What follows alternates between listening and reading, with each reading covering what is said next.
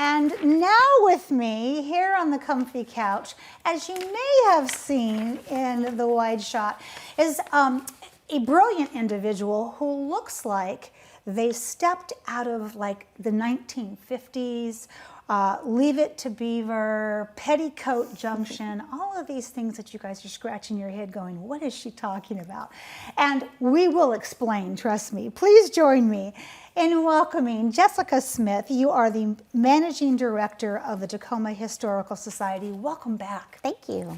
It's good to have you back on the comfy couch. It's good to be back. So let's do a little recap of 2023 and the 150th anniversary of the Northern Pacific Railroad, because this is big news for us.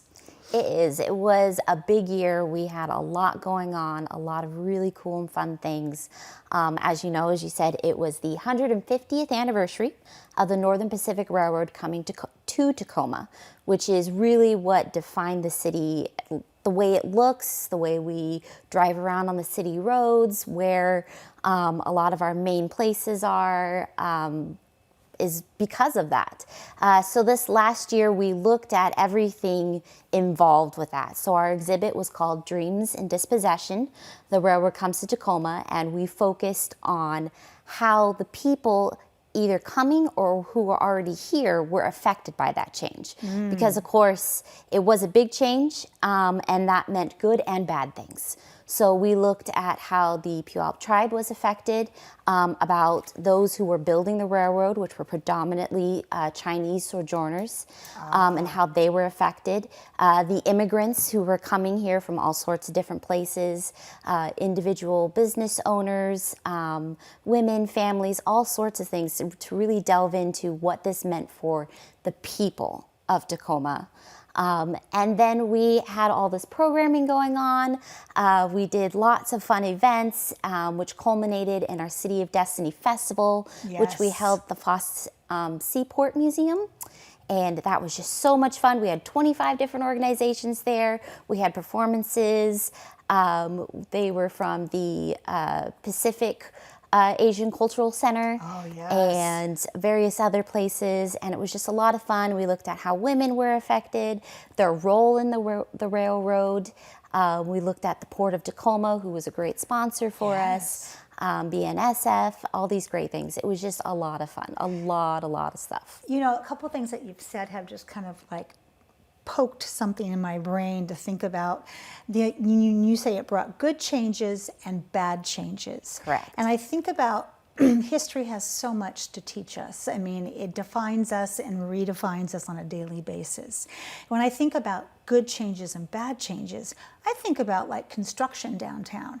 And when something new is coming in, it's like, oh no, this has been blocked off. You can't use that way to get there. And that's some of the same changes that they dealt with. We still deal with that today.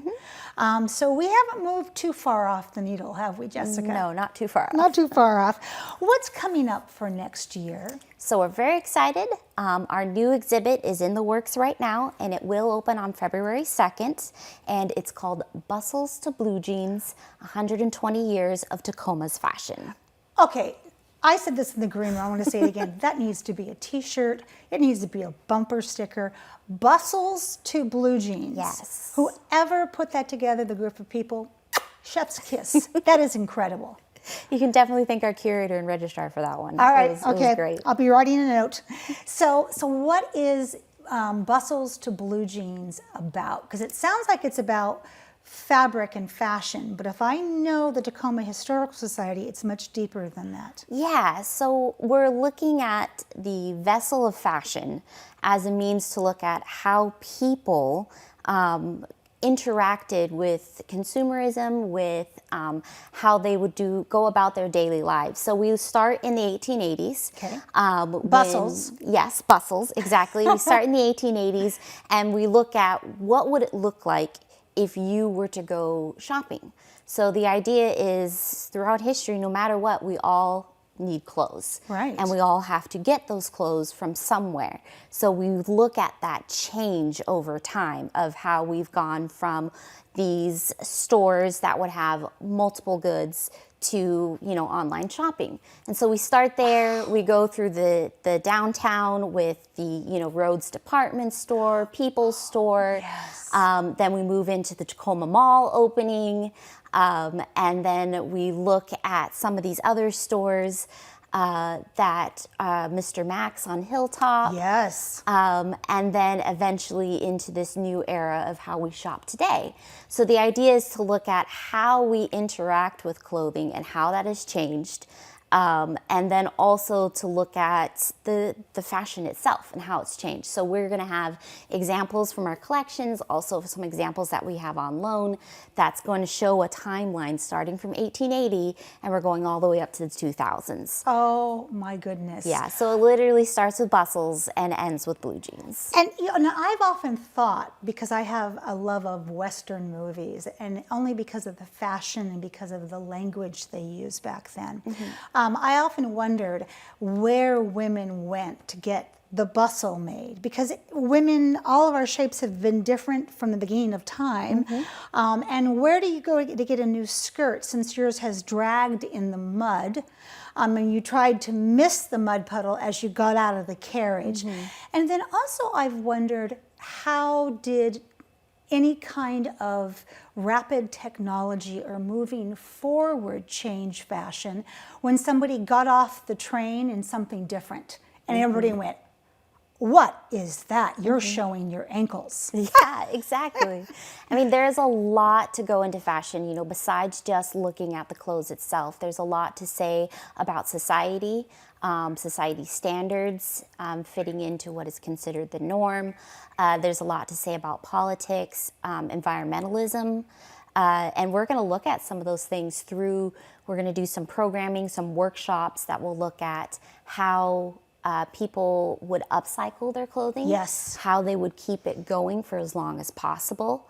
We're going to look at what the way that women are required to dress and how that has to do with the women's suffrage and women's movement and how we're still dealing with Victorian standards today and how it really hasn't changed that much.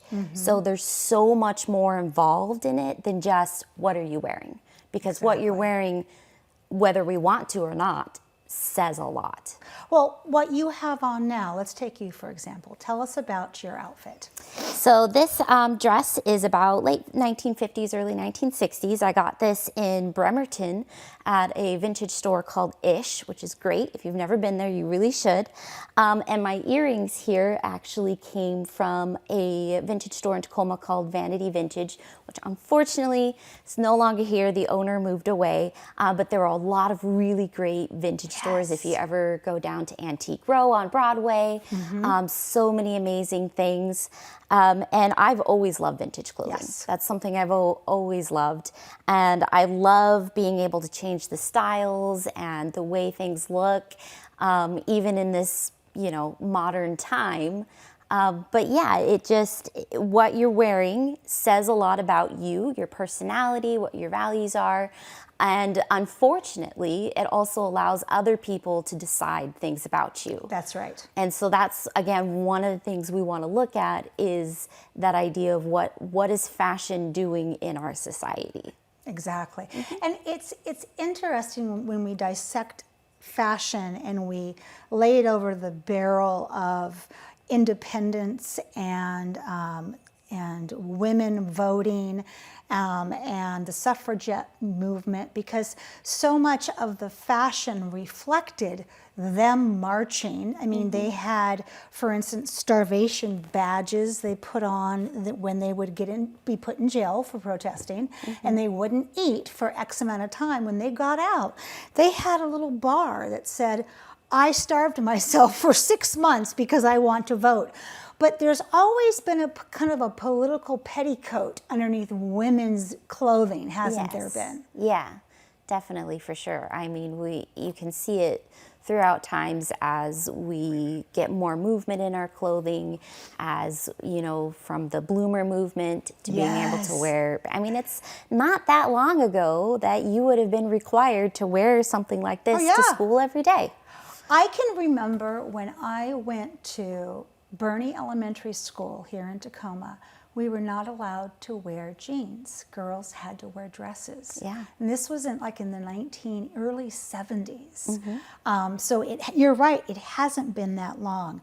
Let's talk about what other services you offer if somebody is just, I've got all the fashion history I need, what's next? Let's look more at the railroad. What are they going to find? So if you come down to visit our museum, we have free admission, open Wednesday through Saturday, 11 to 3. And at our museum, not only will we have our exhibit, but we also help people with research. So if you have just a random question, or if you're working on family history, you want to know more about your home, you know, whatever the question may be, we try to help as much as possible.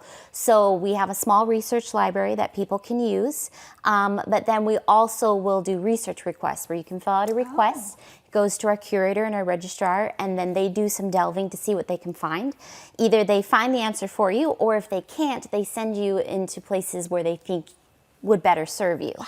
And then even farther than that, if you're more, there's something in our collections you want to see, you can schedule an appointment with our curator and for a special research appointment, basically. And she will pull newspapers out of our collections, specific items. You know, maybe you're researching, we've had people who are researching to write books. Yes. You know, and all sorts of different things. So we provide that. That's a free service that we provide. We have our free monthly programs, which are usually the second Friday of every month at our museum. We have different speakers, different topics, and then we also do other really fun programming. We also have our YouTube channel online. That's right. We have our blog online that has all sorts of really fun stories, and even just following us on Facebook. You get every day, our communications manager posts a different photo from Tacoma's history and talks about it. I love that. Yeah, and so that's just all these really great ways that you can still get involved with us. Well, I want to say thank you for being here today and for all of the history that you bring forward that we need to remember so we can repeat it, the good stuff. Thank you so much, Jessica, and I want you back on the couch sooner than later. Thank you. You're welcome.